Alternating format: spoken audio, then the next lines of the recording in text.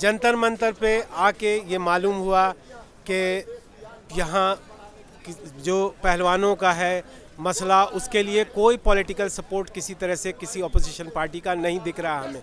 और इससे बहुत ही जंतर मंतर पे जब मैं यहाँ आया तो देखा कि ये पहलवानों का मसला जितना मीडिया में जिस तरह से जो मेन मीडिया है जिस तरह से इग्नोर कर रहा है, उसी तरह से यहाँ पर कोई भी पॉलिटिकल पार्टी, चाहे वो दिल्ली की आप सरकार हो या कांग्रेस वाले हों, ये बहुत कम यहाँ पर इनका प्रेजेंस है। इनका कोई प्रेजेंस नहीं है, इनका कोई सपोर्ट नहीं है।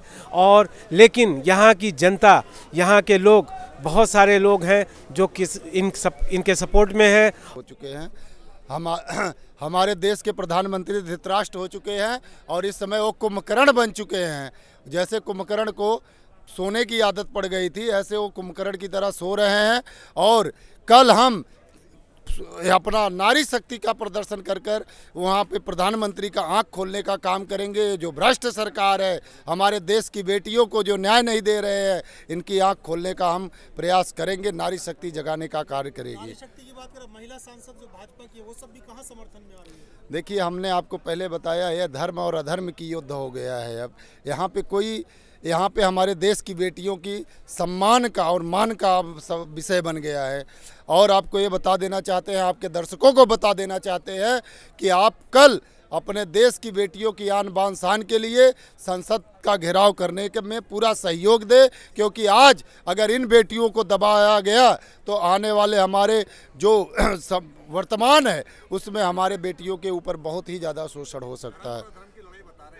जी, धर्म पे हमारा हिंदुस्तान की जनता आ चुकी है, अधर्म पे बीजेपी सरकार हो चुकी है। क्योंकि आज 35 से 36 दिन होने जा रहा है जब हमारी देश की बेटियां गोल्ड मेडल लेके आती है, प्रधानमंत्री उनके साथ फ़ोटो खिंचवाते हैं, बोलते हैं ये मेरी बेटियां हैं।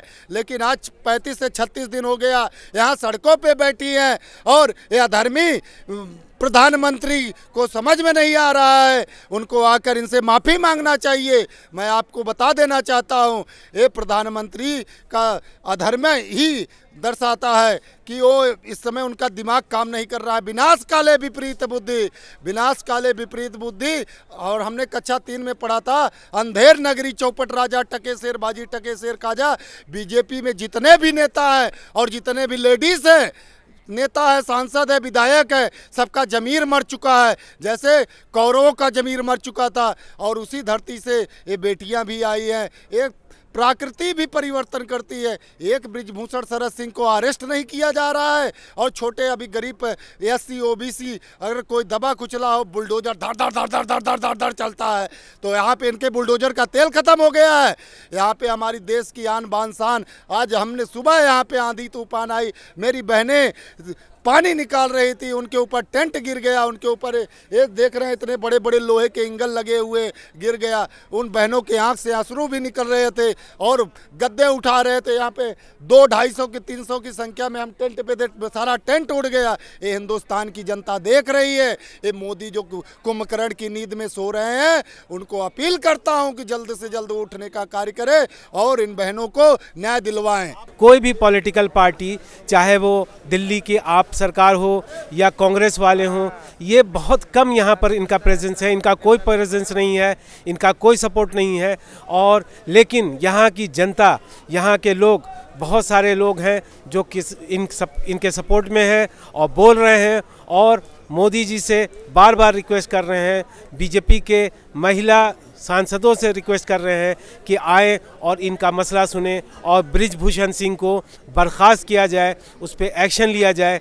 लेकिन अब तक कुछ नहीं हुआ है और कल का दिन एक बड़ा दिन है। अब देखते हैं कल क्या होता है। ब्रेकिंग न्यूज़ एक्सप्रेस के लिए मैं सैयद वसी इमाम।